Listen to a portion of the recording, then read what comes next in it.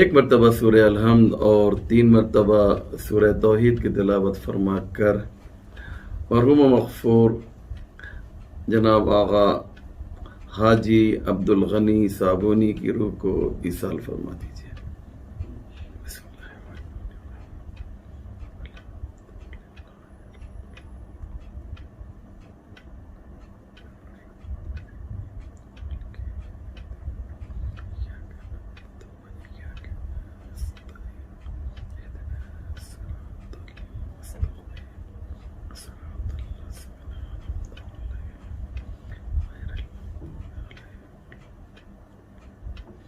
لا حول ولا قوة إلا بالله العلي العظيم حسبنا الله ونعم الوكيل نعم المولى ونعم النصير أعوذ بالله من الشيطان اللعين الرجيم بسم الله الرحمن الرحيم الحمد للہ رب العالمین والصلاة والسلام والتحیۃ والاکرام علی سید الانبیاء والمرسلین مولانا ابی القاسم محمد اللہم صلی علی محمد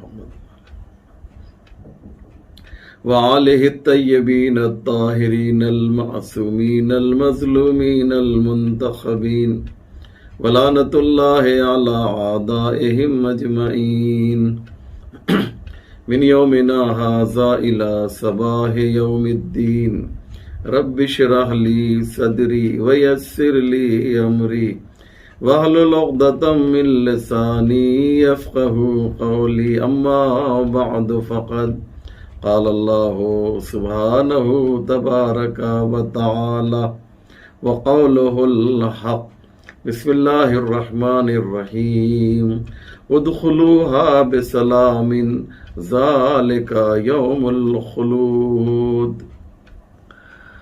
مومنین کرام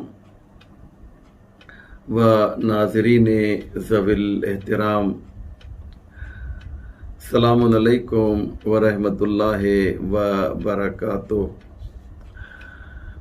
یہ مجلس ترحیم، یہ مجلس ایصال ثواب ایک بہت ہی محترم شخصیت جناب حاجی عبدالغنی صابونی کے ایصال ثواب کے لیے برگزار کی گئی ہے۔ مرحوم سے ہمارا جو رابطہ تھا وہ بہت ہی مستحکم اور بہت ہی مضبوط تھا، یہاں تک کہ حج پر بھی ہم لوگ پونا سے ساتھ میں گئے تھے، اور یوں کہا جا سکتا ہے کہ یہ ہمارے حج کے ساتھیوں میں ہیں، اور کہا جاتا ہے کہ کسی کو پہچاننا ہے کہ وہ کتنا اچھا ہے تو سافروا معہ، اس کے ساتھ سفر کرو۔ جب تم سفر کرتے ہو تو تمہیں سمجھ میں آتا ہے کہ یہ انسان کتنا اچھا ہے، اور اس کی وجہ یہ ہے کہ اس کے ساتھ رہنے کا، وقت گزارنے کا اچھا خاصا موقع مل جاتا ہے، اور یقین جانیے کہ حج سے زیادہ ساتھ رہنے کا موقع اور کسی اور موقع پہ شاید نہ مل سکے۔ لہذا میں نے انہیں حج کے موقع پر بھی پہچانا، اور پہلے بھی میں ان سے واقف تھا۔ بہت ہی شریف انسان، بہت ہی عمدہ انسان، اور بے انتہا پاک اور صاف دل کے مالک تھے۔ آج ان کی مجلس پڑھنے کا مجھے یہ موقع مل رہا ہے، اور پروردگار عالم سے صرف دعا ہی کر سکتا ہوں کہ اللہ ان کی قبر روشن و منور ہے، ان کی قبر کو اور زیادہ روشن و منور فرما، ان کے پسماندگان کو ان کے اس غم کے سہنے کی طاقت و قوت عنایت فرما۔ آج جس ٹاپک اور جس موضوع کو میں آپ کی خدمت میں پیش کرنا چاہتا ہوں وہ ہے جنت۔ اس سے پہلے ہم نے چند دنوں پہلے ایک مجلس پڑھی تھی، اس کا عنوان بھی جنت تھا، اور آج بھی اسی ٹاپک اور اسی موضوع کو آپ کے سامنے پیش کر رہا ہوں۔ جنت کیسی ہوگی، جنت کے امتیازات کیا ہیں، جنت کے فضائل کیا ہیں، جنت کی شکل و صورت کیا ہے، انشاءاللہ اسے 2 مجلسوں میں بیان کر چکا ہوں، یہ تیسری مجلس ہے، اور کوشش یہ رہے گی کہ آئندہ بھی چند مجالس میں جنت کے بارے میں کچھ باتیں بیان کی جائیں گی۔ جنت میں بہت سی چیزیں آپ کو ملیں گی، ان میں سے ایک چیز کا ذکر جو ہے سورہ قاف کی آیت نمبر 34 میں اللہ نے بیان کیا ہے، اور وہ کیا ہے ذرا آپ بھی تو سنیں کہ وہ جنت میں کیا چیز ہوگی۔ ادخلوہا بسلام ذالک یوم الخلود، پروردگار کہتا ہے جنت میں تمہیں سلامتی ملے گی۔ ادخلوہا بسلام، جنت میں تمہیں سلامتی ملے گی، ذالک یوم الخلود، اور جب جنت میں جاؤ گے تو تمہیں فار ایور، ہمیشہ کے لیے اس جنت میں رہنا ہوگا۔ تو اللہ نے 2 باتیں بیان کی کہ جنت میں سلامتی ہوگی اور جنت میں جو جائے گا وہ ہمیشہ رہے گا۔ عزیزو، بہت امپورٹنٹ بات ہے جو مجھے آپ کے سامنے پیش کرنا ہے، اور وہ یہ ہے کہ جنت میں سلامتی کا تذکرہ اتنا زیادہ کیوں ہے۔ اس کی وجہ یہ ہے کہ دنیا میں سب سے اہم چیز جو آج بتائی جا رہی ہے وہ یہ ہے کہ سلامتی جنت میں ہوگی، لیکن آئیے دنیا میں سلامتی کا کیا مطلب ہے، دنیا میں سلامتی کا کیا مفہوم ہے۔ ہندوستان کا آدھا یا اس سے کچھ کم زیادہ بجٹ جو ہے وہ اسی سلامتی پر خرچ ہو رہا ہے، آرمی کے اوپر، فوج کے اوپر، پولیس کے اوپر، اور تمام چیزیں جو ہیں جو سلامتی سے ریلیٹڈ ہیں۔ خود سلامتی کے پر ایک جو ہے مستقل محکمہ ہے ہندوستان میں NSA کا، کہ جو سلامتی کو جو ہے کنٹرول کرتا ہے۔ یہ اتنا اہم ہے کہ اس محکمے کو اہم ترین محکمے میں شمار کیا جاتا ہے۔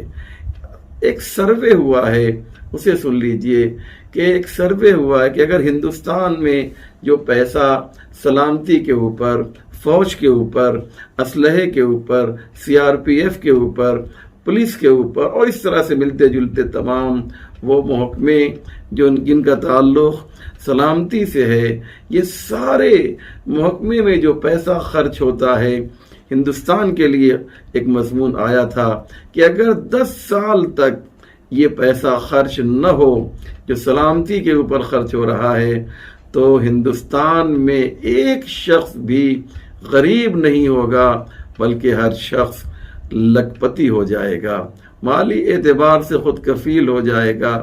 کیوں؟ اس لیے کہ سلامتی کے چکر میں حاصل کرنے کے لیے، کرائم، بدامنی کو دور کرنے کے لیے ہم کیا کر رہے ہیں، اور ہر ملک میں یہی صورتحال ہے کہ اس سلامتی کو حاصل کرنے کے لیے انسان جو ہے وہ کیا کر رہا ہے،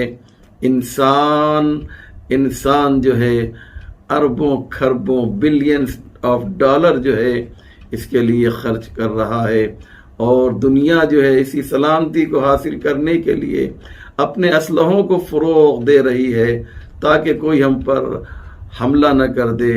اس لیے ڈیفنس کرنے کے لیے وہ اپنے اسلحے کے ذخیرے کو پاورفل بنا رہی ہے، اسلحوں کو جو ہے دنیاوی ظاہری اعتبار سے اور جو ضرورت ہے اس اعتبار سے اور زیادہ پاورفل کر رہی ہے، اور اسی کے چکر میں اربوں کھربوں بلینز یا ٹریلینز ڈالر جو ہیں اس وقت خرچ ہو رہے ہیں۔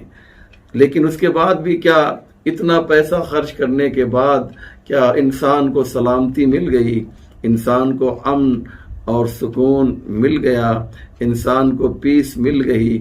کیا اس کا جواب انسان کے پاس ہے؟ تم نے اتنا پیسہ خرچ کیا اس دنیا میں تاکہ سلامتی مل جائے، لیکن سلامتی پھر بھی دنیا میں نہیں ہے۔ جیسے جیسے لوگ سلامتی کو حاصل کرنے کے لیے اسلحوں کو مضبوط کر رہے ہیں، انسان جو ہے اور زیادہ بارود کے ڈھیر پر جو ہے انسانیت ہمیں دکھائی دے رہی ہے۔ سلامتی پھر بھی نہیں ہے، تو سلامتی کہاں ملے گی؟ اتنی اہم چیز ہے یہ پیس، یہ سلامتی کہاں ملے گی؟ اللہ نے آواز دیا، جب تم جنت میں آؤ گے، ادخلوها بسلام ذالک یوم الخلود، یہ سلامتی تمہیں کہیں اور نہیں ملے گی بلکہ جنت میں ملے گی۔ اب آپ جانتے ہیں کیا ہے جنت میں؟ ایک دو آیتیں میں ضرور پڑھوں گا، بلکہ 3 آیتیں کم سے کم آج پڑھنا چاہتا ہوں کہ ہم یہ سمجھیں کہ سلامتی کیا ہے۔ آئیے ایک آیت بہت امپورٹنٹ آپ کے سامنے پیش کرنے جا رہا ہوں۔ ارشاد ہوتا ہے، لا یسمعون فیہا لغوا الا سلاما، جنت کے اندر جو ہے کوئی بھی بیہودہ باتیں آپ کو نہیں ملیں گی، آپ کو شستہ زبان ملے گی، آپ کو شائستہ زبان ملے گی، آپ کو بہترین زبان ملے گی۔ اللہ کہہ رہا ہے جنت میں جو زبان ہوگی انسان کی وہ بہت ہی شستہ ہوگی، نہ اس زبان سے کسی کو برا کہا جائے گا، نہ اس زبان سے کسی کی غیبت کی جائے گی، نہ اس زبان سے کسی کو ڈنک مارا جائے گا، نہ اس زبان سے کسی کے دل کو دکھایا جائے گا، نہ اس زبان کے ذریعے سے کسی کو تکلیف اور اذیت پہنچائی جائے گی۔ بہت ہی شستہ زبان ہوگی، بہت ہی پاک و پاکیزہ زبان ہوگی، اور سلامہ، اور دوسری چیز کیا ہوگی؟ سلامتی ہوگی۔ یہ زبان کے لیے اللہ نے خصوصیت کے ساتھ جنت کی نعمتوں میں سے ایک اہم نعمت جو ہے اللہ نے پاکیزہ زبان کو بتایا ہے۔ ذرا غور تو کیجئے کہ آنکھوں کا تذکرہ نہیں کیا مثلا، اور کسی جسم کے حصے کا تذکرہ نہیں کیا، بلکہ بتایا کہ وہاں پر بیہودہ باتیں انسان نہیں کرے گا، اس کی زبان بہت پاکیزہ ہو جائے گی۔ یہ جنت کی نعمت ہے جسے ہم جو ہیں نعمت تصور بھی نہیں کر سکتے تھے۔ پروردگار جنت کی نعمتوں میں جہاں پر مختلف نعمتوں کا تذکرہ اللہ نے جنت کی نعمتوں کا کیا ہے، ان میں زبان کا تذکرہ کیا ہے۔ کیوں؟ اس لیے کہ یہ زبان اتنی اہم ہے، اتنی اہم ہے کہ اس کے اوپر بڑی بڑی تقریریں کی ہیں۔ ایران کے ایک بہت ہی بڑے شاعر شیخ سعدی شیرازی کا ایک مشہور شعر میں آپ کے سامنے پیش کرنا چاہتا ہوں۔ شیخ سعدی کہتے ہیں کہ تا مرد سخن نہ گفت باشد، عیب و ہنرش نہ ہفت باشد، ہر بیش گما مبر کے خالیس، شاید کے پلنگ خفت باشد۔ شیخ سعدی کہتے ہیں جب تک انسان اپنی زبان کو ایکٹیو نہیں کرتا، فعال نہیں کرتا، بولتا نہیں ہے، تا مرد سخن نہ گفت باشد، عیب و ہنرش نہفت باشد، اس کا عیب بھی جو ہے وہ چھپا رہتا ہے، اس کا ہنر بھی چھپا رہتا ہے۔ تا مرد سخن نہ گفت باشد، عیب و ہنرش نہفت باشد، اس کا عیب و ہنر دونوں چھپا رہتا ہے۔ ہر بیش گما مبر کے خالیس، دیکھو کسی بھی جھاڑی کو، جھاڑی سمجھتے ہیں نا، جسے انگلش میں بش کہا جاتا ہے، ہر بیش گما مبر کے خالیس، دیکھو کسی بھی جھاڑی کو یہ نہ سمجھنا کہ وہ خالی ہے، شاید کہ پلنگ خفت باشد، شاید وہاں پر کوئی شیر، کوئی پلنگ، کوئی چیتا جو ہے سو رہا ہو۔ لہذا کیا حسین انداز ہے کہ زبان انسان کی جو ہے بہت اہم ہے۔ بہت سے جرائم، بہت سے کرائمز جو اس دنیا میں ہو رہے ہیں وہ اسی زبان کی وجہ سے ہیں۔ آپ کبھی تنہائی میں بیٹھ کر میری اس بات کو سوچئے گا کہ میں نے جو بات آپ کی خدمت میں کہی ہے کہ زبان کی کے ذریعے سے کتنے کرائم ہوتے ہیں۔ آپ کسی دن کا بھی نیوز پیپر لیجئے اور اس کے بعد آپ اس میں جو کرائم کی خبریں ہوتی ہیں اس پر ذرا سا نگاہ غائر سے اس کو دیکھیے تو آپ کو معلوم ہوگا کہ زبان کے ذریعے سے کتنے جو ہیں نقصانات ہوتے ہیں، کتنی مصیبتیں ہوتی ہیں۔ اس لیے مولا علی نے فرمایا تکلموا تعرفوا فإن المرء مخبوء تحت لسانه، خوب بات کرو، خوب بات کرو، میں تمہیں بات کرنے سے منع نہیں کر رہا ہوں۔ فَإِنَّ الْمَرْءَ مَخْبُوءٌ تَحْتَ لِسَانِهِ، کیونکہ انسان جو ہے اپنی زبان کے نیچے دبا ہوا ہے۔ بات کرنے کے لیے مولا منع نہیں کرتے۔ مولا کا یہ وہ قول ہے کہ جس پر بہت سے لوگوں نے تقریریں کی ہیں، آرٹیکلز لکھے ہیں، یہاں تک کہ غیروں نے بھی جو مسلمان نہیں ہیں انہوں نے اس قول کے ذیل میں تقریریں کی ہیں۔ اس لیے زبان کی بڑی اہمیت ہے۔ ابو علی سینا ایک پیسے والے، ایک مالدار کے گھر پہ کام کرتے تھے، بہت بڑی ہستی کا نام تھا، لیکن شروع میں ان کے پاس اتنا پیسہ نہیں تھا، تو کام کرتے تھے ایک پیسے والے کے ہاں، اور بہت زیادہ ایج نہیں تھی، لیکن بے انتہا یہ ذہین تھے۔ تو وہ جو مالک تھا اس سے نزدیک ہو گئے، لوگوں کو جو اس کے یہاں کام کر رہے تھے ان کو یہ خراب لگا، ایک جوان کو اتنی اہمیت دیتے ہیں، تو کہا چلو تم لوگوں کو ایسا لگتا ہے۔ اس نے کہا ابو علی سینا کے مالک نے کہ چلو امتحان لے لیا جائے۔ چنانچہ امتحان لیا گیا اور کہا کہ ابو علی سینا آج تم جو کھانا بنواؤ گے اس میں جو سب سے بہترین حصہ ہے بکری کا، آج وہ ڈش میں ہونا چاہیے۔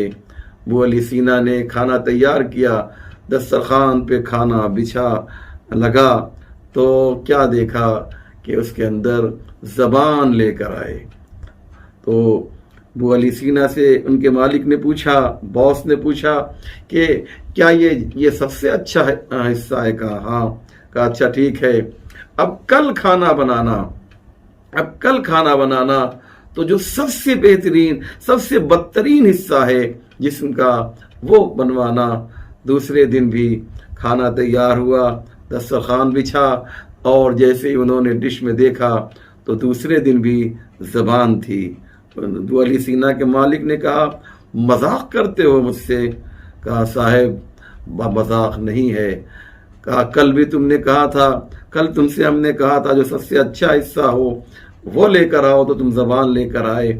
آج تم سے کہا جو سب سے برا حصہ ہو وہ لے کر آؤ، تو تم بھی آج بھی زبان لے کر آئے۔ ابو علی سینا نے کیا حسین جواب دیا کہ حضور یاد رکھیے یہ زبان سب سے اچھی بھی ہے، سب سے بری بھی ہے۔ اگر صحیح طریقے سے استعمال کی جائے تو سب سے اچھی ہے، اور اگر اس کا استعمال صحیح نہ ہو تو یہ سب سے زیادہ نقصان پہنچانے والی ہے۔ کہنے کا مقصد یہ ہے عزیزان محترم کہ زبان اتنی اہم ہے کہ پروردگار کہتا ہے جب جنتی جنت میں آئیں گے تو ان کی زبان پاکیزہ ہوگی، ان کی زبان بہترین ہوگی، ان کی زبان سے کوئی غیبت نہیں ہوگی، وہ کسی کو برا بھلا نہیں کہیں گے۔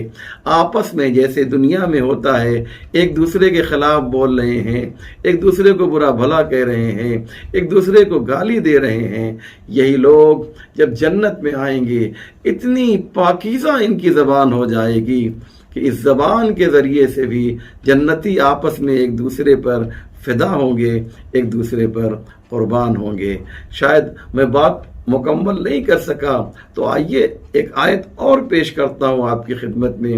ارشاد ہوتا ہے وَقَالَ لَهُمْ خَزَنَتُهَا سَلَامٌ عَلَيْكُمْ طِبْتُمْ فَادْخُلُوهَا خَالِدِينَ، کہ جیسے ہی جنتی جو ہیں وہ جنت کے دروازے سے اندر داخل ہوں گے تو دونوں طرف جو ہیں فرشتے کھڑے ہوں گے۔ آپ نے دیکھا ہوگا جب کوئی بڑی ہستی، کوئی بڑی شخصیت جو ہے وہ پلین سے نیچے اترتی ہے تو وہاں پر دو طرف لوگ جو ہیں وہ ذرا بڑی بڑی ملک کی شخصیتیں، چیف آف آرمی، یہ سب لوگ اس وزیر یا اس پرائم منسٹر کا استقبال کرنے کے لیے دونوں طرف سے صف باندھے کھڑے ہوتے ہیں۔ یہ آپ نے دیکھا ہے۔ ایسے ہی جب مومنین جنت میں جائیں گے تو دونوں طرف جو ہے اللہ کے یہ فرشتے جو ہیں ان کے استقبال میں کھڑے ہوں گے، اور ان کی زبان پر ایک جملہ ہوگا۔ یہ بہت امپورٹنٹ ہے، اسے سنیے۔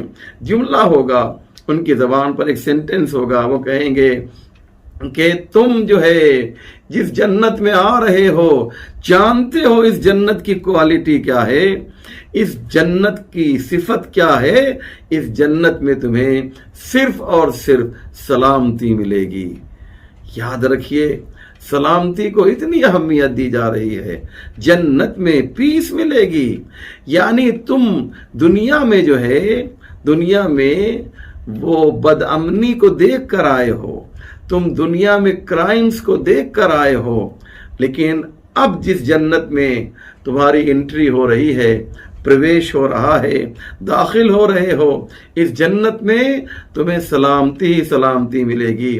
طب تم، اور تم پاک و پاکیزہ کر دیے گئے ہو، تم جو ہے ایک دم پاک ہو، پاک دل کے ساتھ تمہیں جو ہے اس جنت میں لایا جا رہا ہے۔ فَادْخُلُوهَا، ویلکم، ویلکم، آئیے، مرحبا، احسن، تم تشریف لائیے، اس جنت میں داخل ہو جائیے، خالدین۔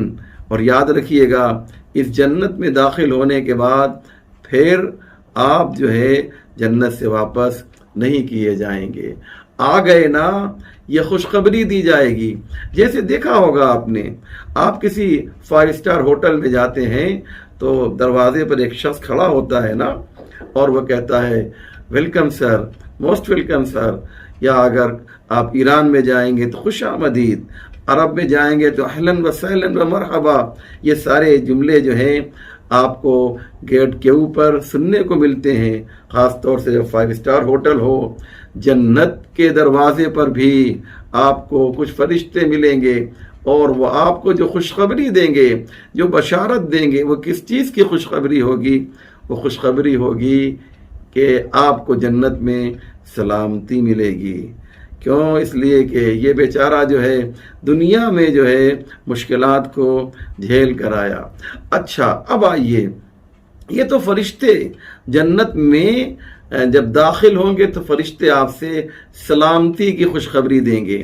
لیکن ایک آیت میں پیش کرنے جا رہا ہوں جو بہت ہی ضروری ہے اور بہت ہی زبردست ہے عزیزو، اور وہ یہ ہے کہ جب مومنین آپس میں ملیں گے، اب جنت میں داخل ہو گئے، اب جیسے ہم لوگ جاتے ہیں مثال کے طور پہ کسی ہوٹل میں، تو ہوٹل میں دروازے پر ایک شخص کھڑا ہوتا ہے، وہ کہتا ہے کہ پلیز ویلکم، تشریف لائیے، ہے نا۔ اور جب ہم ہوٹل کے اندر چلے جاتے ہیں، آپس میں ہم لوگ بات کرتے ہیں، کتنا اچھا کمرہ ہے، کتنی اچھی لابی ہے، مثلا کتنا اچھا جھومر ہے، ایک ایک چیز کی تعریف کرتے ہیں۔ تو ایسے ہی جب جنت میں مومنین جائیں گے تو وہ جو ہیں تعریف کریں گے جنت کی۔ تو کیسی تعریف کریں گے؟ توجہ کریں عزیزو، شاید میں کوئی بات آپ کی خدمت میں پیش کر سکوں کہ یہ سلامتی کیا ہے۔ جب مومنین جو ہیں جنت میں جائیں گے نا تو آپس میں کہیں گے، یہ نہیں کہیں گے کہ باغ یہاں کا کتنا خوبصورت ہے، یہ نہیں کہیں گے کہ نہریں کتنی خوبصورت ہیں، یہ نہیں کہیں گے کہ جنت کے فروٹس کتنے خوبصورت ہیں، جنت کی غذائیں کتنی لذیذ ہیں، جنت کے بستر کتنے اچھے ہیں، جنت کا محل کتنا، پیلس کتنا خوبصورت ہے۔ بلکہ جب مومنین آپس میں ایک دوسرے سے ملیں گے تو کہیں گے، قرآن کہتا ہے، میں نہیں کہہ رہا ہوں، میں آیت پڑھ رہا ہوں، سلام قولا من رب الرحیم۔ وہ کہیں گے جنت میں آ گئے ہیں، کتنی سلامتی ہے، کتنی پیس ہے جنت میں، جنت میں ہمیں سلامتی ہی سلامتی ملے گی۔ یعنی یہ غلمان کا تذکرہ بھول جائیں گے، حوروں کا تذکرہ بھول جائیں گے، نہروں کا تذکرہ بھول جائیں گے، باغات کا تذکرہ بھول جائیں گے۔ جو چیز آپس میں ایک دوسرے سے نقل کریں گے وہ جنت کی سلامتی کا تذکرہ ہوگا۔ انشاءاللہ میری بات آپ تک پہنچی ہوگی کہ سلامتی کی اہمیت کیا ہے۔ ایک آیت اور سن لیجئے، بس میرا وقت ختم ہو گیا ہے، لیکن ایک آیت مجھے اور پیش کرنا ہے۔ ارشاد ہوتا ہے کہ ان المتقین فی مقام امین، جنت میں متقی جائیں گے، اللہ کہتا ہے، لیکن جس جنت میں جائیں گے اس کی کوالٹی کیا ہوگی؟ فی مقام امین، یہ جگہ جو ہوگی یہ امن والی جگہ ہوگی، یہ پیس والی جگہ ہوگی۔ اس لیے جنت کے کچھ نام ہیں، ان میں سے ایک نام جنت کا مقام امین بھی رکھا گیا ہے۔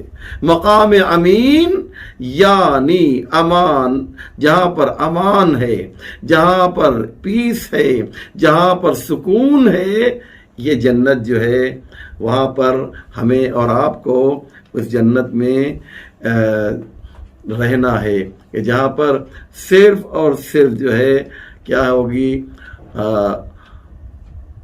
سلامتی ہوگی۔ مقام امین، امین یعنی محفوظ، جنت میں چوری نہیں ہوگی، جنت میں بدماش نہیں ہوں گے، جنت میں کوئی کیس نہیں ہوگا۔ کیس کیوں نہیں ہوگا؟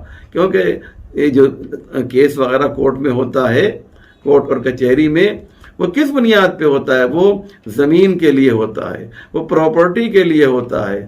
وہاں پر تو سب کے پاس اتنی پراپرٹی ہوگی کہ انہیں جو ہے اس کی ضرورت نہیں پڑے گی۔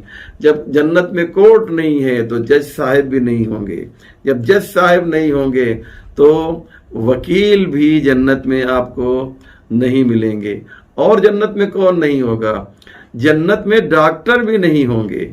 کیوں؟ اس لیے کہ ڈاکٹر کب ہوں گے؟ جب بیماری ہوگی۔ جب جنت میں بیماری ہی نہیں ہے، اسباب مرض نہیں ہیں، تو مرض کہاں سے ہوگا؟ بیماری کے اسباب نہیں ہیں تو ڈاکٹر کہاں سے؟ تو جنت میں آپ کو پولیس اسٹیشن بھی نہیں دکھائی دے گا، جنت میں آپ کو کورٹ اور کچہری بھی نہیں دکھائی دے گی، جنت میں آپ کو ہاسپٹل بھی نہیں ملے گا، کچھ نہیں ملے گا، کوئی بدماشی نہیں۔ آج ہوتا کیا ہے؟ ایک جوان جو ہے وہ اگر تھوڑی سی تاخیر ہو جائے، تھوڑی سی دیر ہو جائے، رات کا 10-11 بج جائے تو ماں باپ پریشان ہو جاتے ہیں، میرا بیٹا ابھی تک کیوں نہیں آیا، میرا لال ابھی تک کیوں نہیں آیا، 10 بج گیا رات کا، 11 بج گیا ہے، 12 بج گیا ہے۔ یہ پریشانی کس بنیاد پر ہے؟ جانتے ہیں کہ اس دنیا میں سلامتی نہیں ہے، کہیں ایسا نہ ہو کہ اس کے ساتھ کوئی حادثہ ہو جائے، کوئی گھٹنا گھٹ جائے، کوئی حادثہ ہو جائے، اس لیے وہ لوگ گھبرا جاتے ہیں۔ کیوں؟ اس لیے کہ دنیا میں سلامتی نہیں ہے۔ انسان کوشش کر رہا ہے، سلامتی کے لیے کوشش کر رہا ہے، اتنے ادارے بنائے گئے، اتنے آرگنائزیشن بنائے گئے۔ یہ یو این او جو ہے، یو این او کا جو مقصد ہے اصل میں پیس ہے، پیس قائم کرنا ہے۔ جو جنیوا کا آفس ہے وہ بھی پیس کے لیے بنایا گیا۔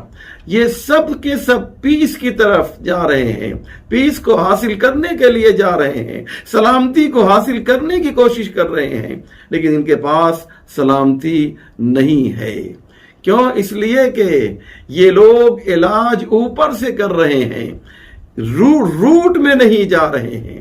کیوں؟ اس لیے کہ جملہ کہیے تو میں کہوں کہ جو لوگ سلامتی کی بات کرتے ہیں اصل میں وہی جو ہے بدامنی کو پھیلا رہے ہیں، وہی جو ہے کرائم کو پھیلا رہے ہیں۔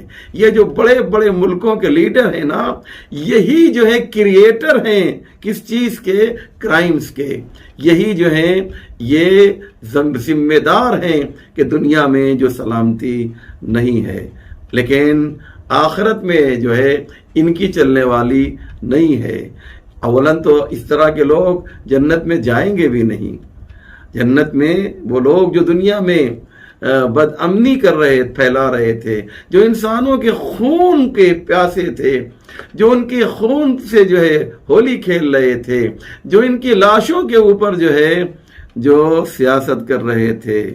کسی نے کیا اچھا شعر کہا کہ کچھ اپنے قد کو اونچا دکھانے کے واسطے، کچھ اپنے قد کو اونچا دکھانے کے واسطے لاشوں پہ کتنے لوگ کھڑے ہیں نہ پوچھئے. لہذا ہمیں جو ہے اس جنت کے لیے آمادہ ہونا ہے کہ جہاں پر صرف سلامتی ہی سلامتی ہے، جہاں پر صرف امن ہی امن ہے. ایک نہایت ہی محترم ہستی کے ایصال ثواب کے لیے یہ مجلس ترحیم برگزار کی گئی ہے. اس لیے میں نے چاہا کہ موضوع کی مناسبت سے، چونکہ مجلس ترحیم ہے، لہذا اس اوکیزن، اس مناسبت کو سامنے رکھتے ہوئے اپنے عرائض میں نے آپ کی خدمت میں پیش کیے. اللہ سے دعا ہے کہ پروردگار ہماری اس معمولی سی کوشش کو قبول فرمائے اور اس کا ثواب جو ہے مرحوم کی خدمت میں پیش ہو، اور وہ اس ثواب سے پا کر جو ہے اس کے بدلے میں بانی مجلس کو دعا دیں، اور جو لوگ اس وقت مجلس کو سن رہے ہیں ان کو دعا دیں. روایت میں یہ ہے کہ جب ہم ان کے لیے کوئی کار خیر کرتے ہیں تو یہ ون وے ٹرافک نہیں ہے، بلکہ ادھر سے بھی دعائے سلامتی آتی ہے. اور کتنے خوش نصیب ہیں وہ فرزند، وہ جوان کہ جو اپنے والد کے لیے، اپنے فادر کے لیے اس طرح کی نیکیاں کرتے رہتے ہیں، کار خیر کرتے رہتے ہیں اپنے والد کے لیے، اپنی والدہ کے لیے.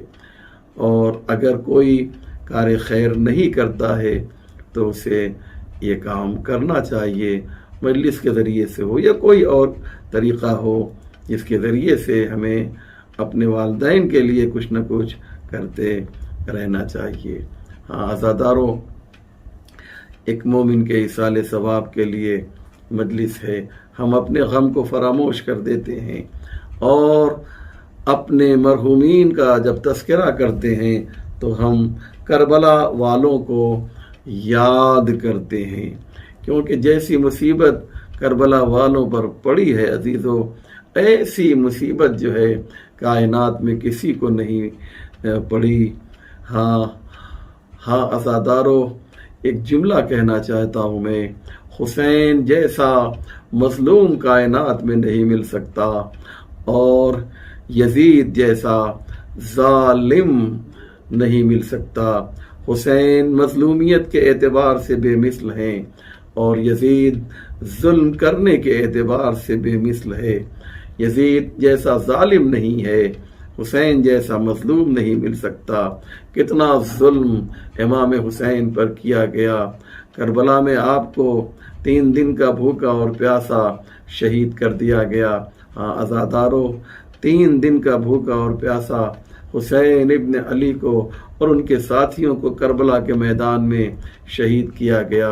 اور کس بے دردی سے حسین کے اعزا کو، حسین کے احباب کو اور حسین کے بچوں کو شہید کیا گیا. لیکن عزیزو، ظالموں نے اسی پر اکتفا نہیں کیا، بلکہ جب آپ کی شہادت واقع ہو گئی تو آپ کے گھر والوں کو، خواتین کو، اہل حرم کو اسیر کر لیا گیا. انہیں کربلا سے لے کر کوفہ اور کوفے سے لے کر شام بے مقنع چادر انہیں گھمایا گیا. اور ایک منادی ندا دے رہا تھا، تماشا دیکھنے والوں. کوفے میں بھی ندا دی گئی، شام کے بازاروں میں ایک منادی ندا دے رہا تھا، اے تماشا دیکھنے والوں، تماشا دیکھو. عزاداروں میں ایک واقعہ پڑھنا چاہتا ہوں. معال مجلس مصائب ہے، آپ خوب گریہ کریں گے، آپ خوب روئیں گے. یہ مصیبت کو سن کر کوفے کا یہ واقعہ ہے کہ یہ قافلہ جو ہے کوفے سے گزر رہا ہے. جناب سکینہ پیاسی ہیں، اپنی پھوپھی سے کہتی ہیں، پھوپھی اماں میں پیاسی ہوں، میں چاہتی یہ ہوں مجھے پانی مل جائے. کیا پانی مل سکتا ہے؟ عزادارو، پانی ہوتا تو زینب فوراً پانی پیش کر دیتی، لیکن زینب خاموش ہو گئیں. یہ قافلہ جہاں سے گزر رہا تھا اس ایک گھر کے قریب سے گزر رہا تھا. ایک خاتون نے، ایک معظمہ نے جناب سکینہ کو یہ بات کرتے ہوئے سن لیا. ایک مرتبہ قریب گئیں اور کہا میں آپ کے لیے پانی لاتی ہوں. وہ معظمہ، وہ خاتون پانی لاتی ہے اور جناب سکینہ کو حوالے کر دیتی ہے اور کہتی ہے کہ اے بی بی جب یہ بچی پانی پی لینا تو اس سے کہیے گا میرے لیے تین دعا کر دے. کہا وہ دعا کیا ہے؟ کہا پہلی جناب سکینہ سے جناب زینب نے کہا بیٹی دیکھو پانی بعد میں پینا، پہلے اس معظمہ کے لیے دعا کر دو. کہا دعا کیا ہے؟ کہا پہلی دعا تو یہ ہے کہ اللہ سے دعا کر دو کہ میرا شوہر خیریت سے واپس آ جائے، وہ وطن سے باہر گیا ہوا ہے. اور دوسری دعا یہ ہے کہ دعا کر دو کہ جس طریقے سے تم لوگ یتیم و اسیر ہوئے ہو اس طرح سے ہمارے بچے یتیم و اسیر نہ ہو. اور تیسری دعا یہ ہے کہ ہمیں مدینہ جانا نصیب ہو. جناب سکینہ نے ننھے ہاتھ کو بلند کیا اور دعا کی اے میرے پروردگار اس کا شوہر پردیس گیا ہوا ہے، وہ خیریت سے واپس آ جائے. اور دوسری دعا یہ ہے کہ جس طرح سے ہم یتیم و اسیر ہوئے ہیں اس طرح سے یہ یتیم و اسیر نہ ہوں، ان کے بچے یتیم و اسیر نہ ہوں. اور تیسری دعا جناب سکینہ نے کی کہ پروردگار، جب خاتون نے کہا کہ تیسری دعا یہ ہے کہ مجھے مدینہ جانا نصیب ہو، مدینہ جانا نصیب ہو، دعا کر دو. جناب سکینہ نے جیسے یہ دعا کرنا چاہا تو جناب زینب اس خاتون سے پوچھتی ہیں یہ بتاؤ کہ تم مدینے جا کر کیا کرو گی؟ کہا مدینے میں تو ہماری پوری کائنات رہتی ہے، وہاں پر ہماری شہزادی زینب ہیں، ہمارے شہزادے حسن و حسین ہیں. اتنا جملہ کہا آزادارو. تو ایک مرتبہ زینب نے کہا کہ تم حسین کو دیکھو گی تو پہچان لو گی، زینب کو دیکھو گی تو پہچان لو گی. کہا کیوں نہیں، ارے ہم تو زمانے تک زینب کے گھر میں رہے ہیں، حسین کے گھر میں رہے ہیں. بس آزادارو جناب زینب نے ایک جملہ کہا اے ام حبیبہ جس زینب سے ملنے کے لیے تم دعا کروا رہی ہو وہ زینب تمہارے سامنے ہے. وہ دیکھو نو کے نیزہ پر حسین ابن علی کا سر ہے، وہ اب تم خود زیارت کر لو، تمہیں مدینے جانے کی ضرورت نہیں.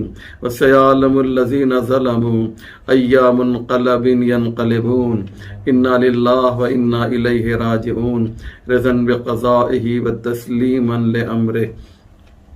اللهم بحق محمد وانت المحمود وبحق علی وانت العالی وبحق فاطمة وانت فاطر السماوات والارض وبحق الحسن وانت المحسن وبحق الحسین وانت قدیم الاحسان وبحق الائمة التسعة الطاہرین من ذریت الحسین علیہم السلام. یا اللہ تجھے واسطہ محمد و آل محمد کا پروردگار ہمارے اس مختصر مگر اہم اعمال کو قبول فرما.